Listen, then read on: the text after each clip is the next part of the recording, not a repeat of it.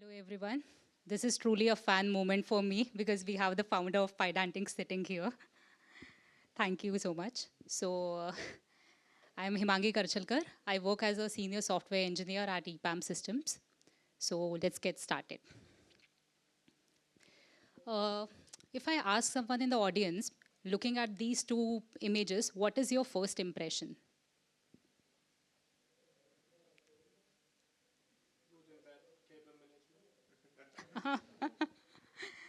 Okay, you're right in some way. Those are the side effects, but I would like to say, let's use these analogy. Like, let's consider Pydantic V1 as the unplanned city and Pydantic P2 as the planned city.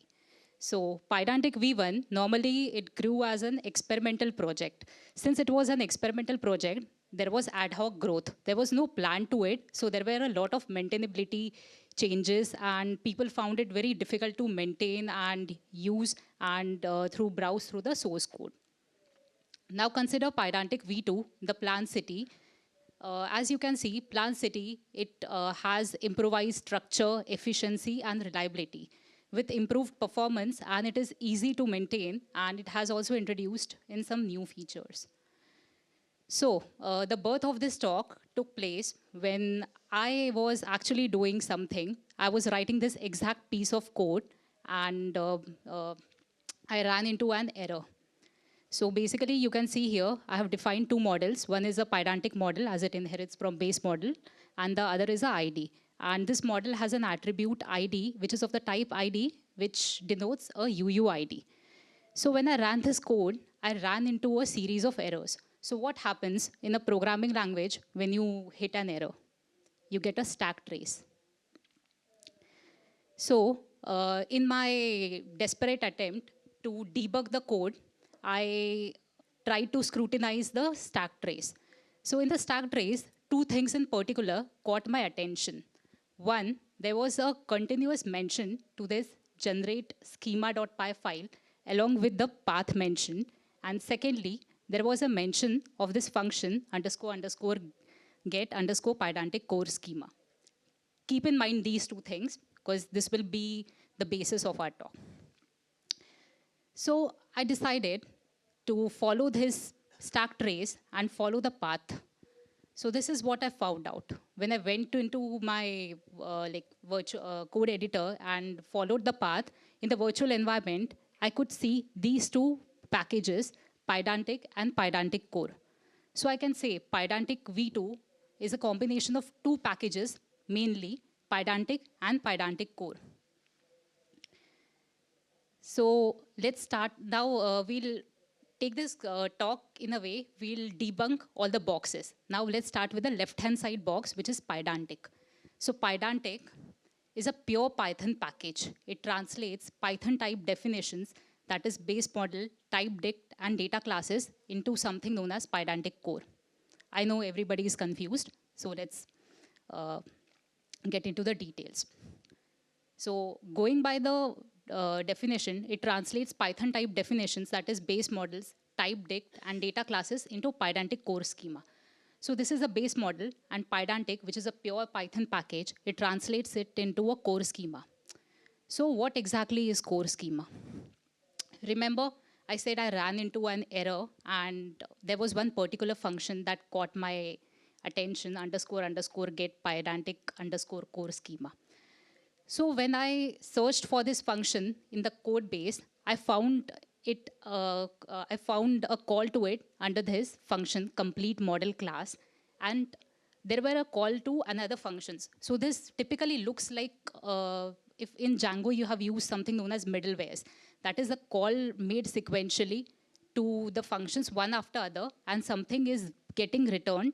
And when I made when I checked where is a call made to this function complete model class, I found out there was a new method, the constructor the new method is called before the constructor, and in the dunder new method, there was a call to this complete model class, and from this complete model class, there was a call made to this generate schema. From this, there was a call made to the generate inner schema, and so on. Obviously, there were many calls, but these are the main functions that I just wanted to expand on. But still, what is the core schema? It is still unclear. Let's get into it. Since I had this line with me, I decided to print it and see for myself what is this core schema. So it is basically a Python object or a dictionary, you would say, that contains certain information, or you could say metadata. So in this case, you can see it has the type model because A is a model. It has a CLS, the class name, the schema, and again, within the schema, you have again the key type. So you can see a kind of a nesting kind of a structure here. So Rust, it is known that, I don't know for what reasons, but Rust does really well with some nested structures. So now we have like debunked the left side box, like what is there in Pydantic, which is the pure Python package. So it takes your type dicts or Pydantic models and transforms there into a core schema. But where is the validation logic that what Pydantic is known for? So let's explore the next part. So Pydantic core, you can see a crab in snakes, that is Rust in Python. So Pydantic core acts like a Python interface to Rust. So when what I mean by an interface, the dictionary meaning of interface is something that connects two unrelated systems together, a point where two unrelated systems come and communicate. So Pydantic core acts like a Python interface to Rust, means we can use Rust functions from Python by using this library, Pydantic core. And Pydantic core creates a schema validator object from core schema. So we have the core schema, which I explained earlier, which was a Python object, and we supply it to Pydantic core, and you get a schema validator object. So now let's understand what is the schema validator object. You pass this core schema to a Pydantic core library, and you get a schema validator object. So this schema validator object is actually a Rust object. It is not a Python object. And so Pydantic core creates a schema validator object from core schema. If you look at the yellow box, you could see I have passed in the core schema to the schema validator, and you get a schema validator object. And on that object, you're calling the validate methods. So all the validation logic is also in Rust. It is not in Python. So these are the things that are happening under the hood. You don't need to do it yourself. Pydantic is doing it for you. So now let's understand some Rust's not so good parts. So we have a recursive code, and in Rust, we don't get recursion errors very easily. So it becomes very difficult to catch recursion errors. So this is a piece of code that I ran on two different environments, and I got two different errors. Firstly, the main thread has overflowed its stack overflow error. And second is the process didn't exit successfully. If we have some cyclic model in Pydantic, then how would the validators work? The validators would simply crash. Just like here we have a Pydantic model named node, and we have an attribute n, which is again a list of nodes. And behind the scenes, the validator would crash because they would run into some infinite loop. But the core principle of Pydantic is if the validation fails, it gives a validation error. So earlier in Pydantic v1, it was like it simply crashed, but in Pydantic v2, we are getting some cyclic errors because a lot of work was done here. So this is something that is not like a smooth process. Secondly, Rust, like any people who are coming from Python, they don't want to get that much verbose. It looks very static and a lot to type, and it is not elegant. Not to highlight the bad parts of Rust, but I love the elegancy and simplicity of Python that Python has. These are the same pieces of code, like equivalent in the both languages. Third, now let's go over some cool features that I have used over the years. Obviously, there are lots of features, but I have just, for this talk simplicity, I have mentioned a few of them. So strict mode. So strict mode, what does a strict mode do? A strict mode ensures the data to be validated to conform to the model definitions. So here the data that I'm validating is ID and name. So ID should conform to the model definitions. That is, ID should be an integer and name should be a string. But while the strict mode is on, and I'm validating, it will throw an error, which was not the case in Pydantic v1. Also, we have built-in JSON parsing. So we have here in this model, we don't, like in JSON, we don't have something known as tuple. So, but how does it validate? And instead of using Python, like in V1, we were using the JSON module, like JSON.dumps and JSON.loads for serialization and deserialization purposes. But in Pydantic, since tuple is not there, it will validate even with an array. But if you validate just the model, you will get an error because you're not allowed to validate with a list. It is a tuple. Thirdly, we have wrap validators. So validators is something before Pydantic does its validation, you get to validate on your own, like custom validators. So wrap validators can run before or after the Pydantic, like they are flexible. You have to configure how do you want to run them. But the major use case of wrap validators is when you want to validate a data, but if the validation fails, you want to return a default value. Like you don't want an error to go. So in this case, you can use the wrap validators. And alias choice. So alias is a different name. Sorry. Alias is a different name for a value or a variable and is used when serializing and deserializing data. In this case, we have a user model, model with the name of user, and we have a first name. And for the first name, we have two choices of alias, that is first name and F name. So we can validate it using we can validate first underscore name using the alias choices, first name and F name. And in the similar way, we can validate the last name using the aliases, last name and L name. But keep in mind, whenever you're using alias choices, you don't get to use the fields that are defined on the model. This will run into an error. You can use the choices that are mentioned in the alias. Again, we have alias path. So as the name says, alias path specifies the direction to a path based on the alias path. So the first name, how do you find the first name in the data to be validated? It says, look for the first name with the key names and at the index position 0. Look for first name with the data, with the field names in the index position 0. So John is going to conform to the first underscore name. In the similar way, last name is going to be Doe. So these are very powerful features. We are validating data from third-party sources, or there is a lot of nesting. So we can use these features. So now this is my favorite part. These are the use cases which I have personally used Pydantic with. So commonly used known use cases are with FastAPI and SQL model. So FastAPI, I think everybody is knowing. SQL model is an ORM. Basically, an ORM is a library which interacts with the database in a language-specific way. So it is a beautiful marriage between SQL Alchemy and Pydantic. Apart from that, to validate function arguments. So in this, I have written a function, extract first character. I will be supplying a string, and I want to return the first character. Keep in mind, it will validate the function arguments only at runtime. For static time, you can use linters.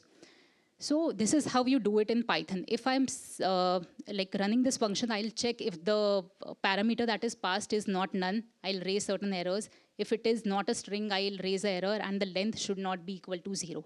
This is the way you validate in pure Python. Now let's go to the Pydantic core. The entire 5-6 pieces of line of code is reduced to 1. Firstly, what you do, you import something known as annotated from typing. So what is annotated? Annotated lets you define custom types. In Python, we have types like integer, float. So here, we'll be defining custom types. So I'm defining an custom type named non-empty string, and I'm setting a constraint on it with the minimum length equal to 1. And now here comes the Pydantic code. You import a decorator named validate call and put it on the function. And in place of function parameters, you just mention that it is a non-empty string, and it will work. So this is also one more use case wherein Pydantic is just not limited to classes. You can also use it in functions independently of the classes. Okay. Also, it is used for consuming a REST API. This is a very small example. So imagine you have an endpoint of users, and there is a method named get, and this is the API response. And this is your user model, and you only want two fields, first name and ID. But here there are many fields. So you can use model config. This key acts like model config, acts like a metadata key. That is, you can you can place your configurations in this key, and you can supply this keyword arguments extra is equal to ignore. And once you do this, it will just read ID and first name. So the output of this will be a model instance of user. We'll create an object of the user. Yeah, before coming or discovering Pydantic, I used to read CSVs or Excels using pandas. And then, working on some non-unknown values using numpys. But do I really need such big libraries when I have to just perform a basic thing of validation? Say I have a CSV file and it has 4 columns: username, identifier, first name, and last name. And I want to validate the data as I'll be using it afterwards. So if you see the identifier, there are commas in the numbers. So I can't use it. So we can use a Pydantic function to help with this. So what you do is, again, you construct an annotated type and create a before validator. A before validator will run before Pydantic's own validation logic will run. So that the reason I'm using a before validator is because if I use an after validator, anyway, I'll run into an error because Pydantic won't consider this commas as an integer. It won't be able to parse it. So what I'll do, I defined an annotated type by the name int transformation, and I configured a before validator, and basically I converted, I removed the commas and made it a number and returned it. And in the similar way, I just read the CSV file using a dict reader and created a generator. And this is how it works. So this will reduce, like you don't need to install pandas, you don't need to install NumPy, and then you don't need to install very heavy libraries just for performing data analysis or some validation. Thank you.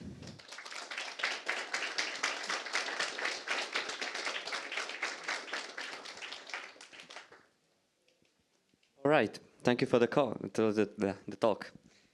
It was really useful. Let me check if there are some questions. Yeah, we have some. One moment. Okay, first, would you suggest to use the SQL model lib even if it isn't a stable version? Okay. Personally, I have used SQL model in my applications where earlier I was using Django, but Django ORM doesn't work really well with asynchronous calls. So I had to leverage SQL Alchemy, but it is doing pretty fine in production. So I don't know what exact use case are you referring. Okay.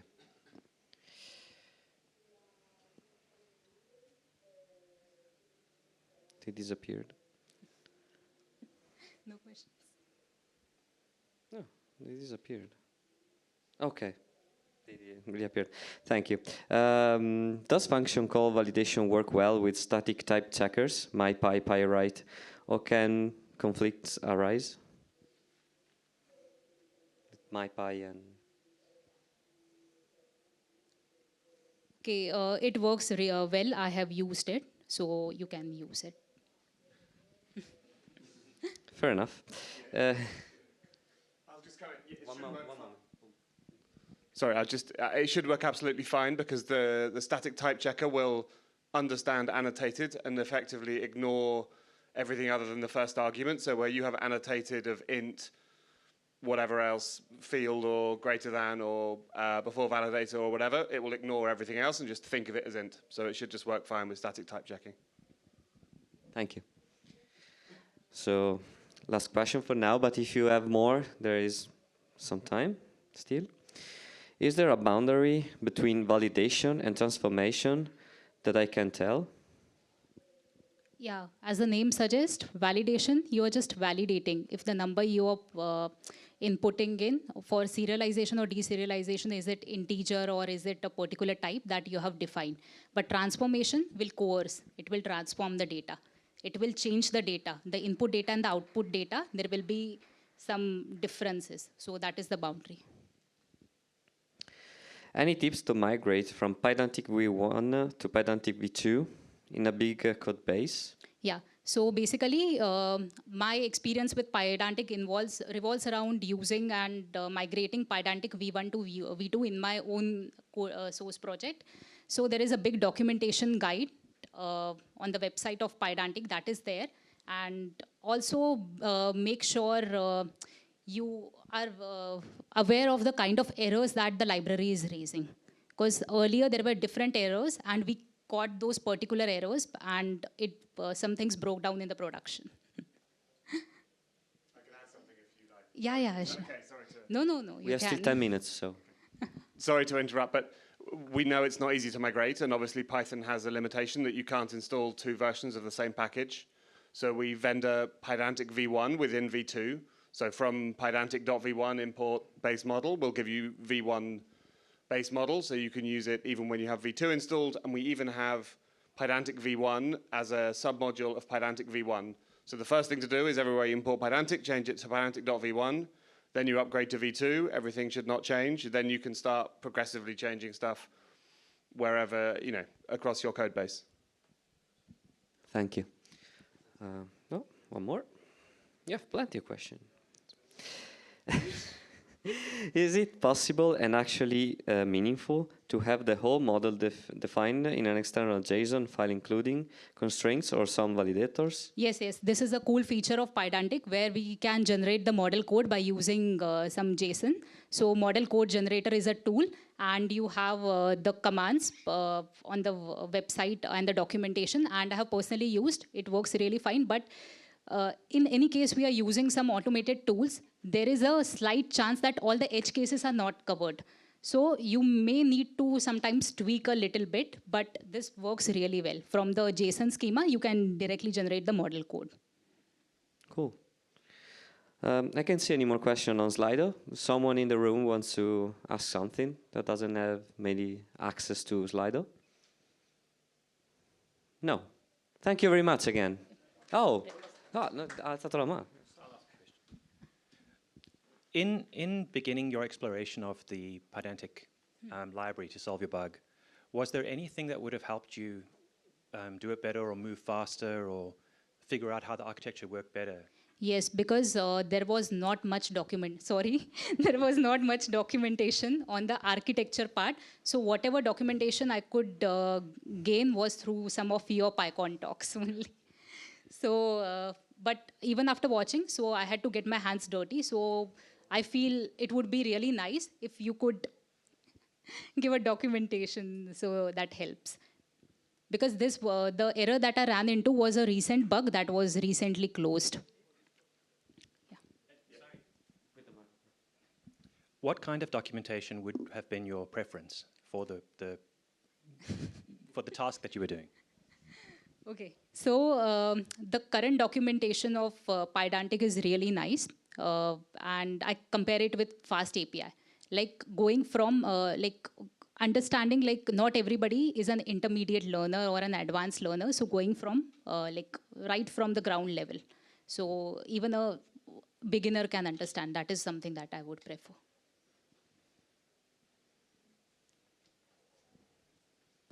So I've not used Pydantic, but I've seen it in FastAPI examples and all they use.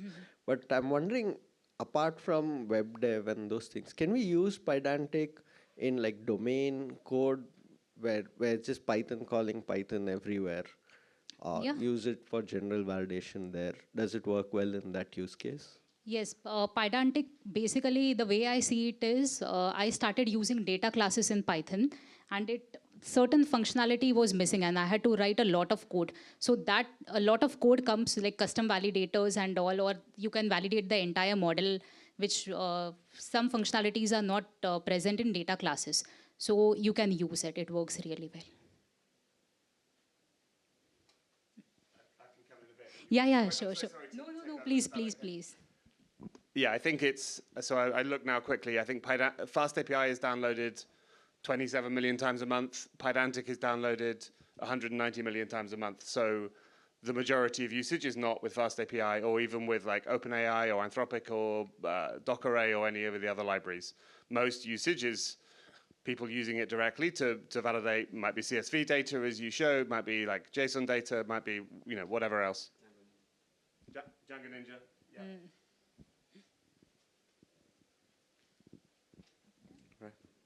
If you want to ask something, raise your hand. All right. Excuse me, it's just a follow-up to the previous PyWrite question. So, just to make it clear, what happens is that right now, if I have a function call and I pass, let's say with the example that you had, where the field should be at minimum 1. So if I pass a call with a literal of -3, then my Py will succeed, but then Pydantic will fail at runtime. That's it? Yes. Okay. There is no provision so far.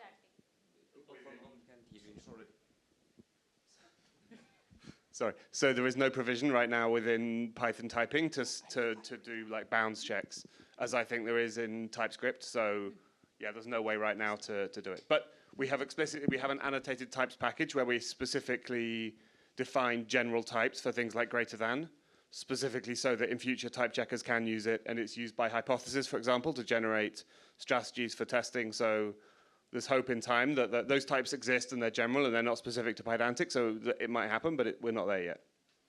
Thank you.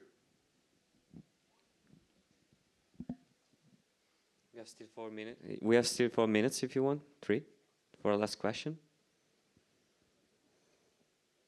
No, last call. Okay. Thank you very much. Yeah. Thank you.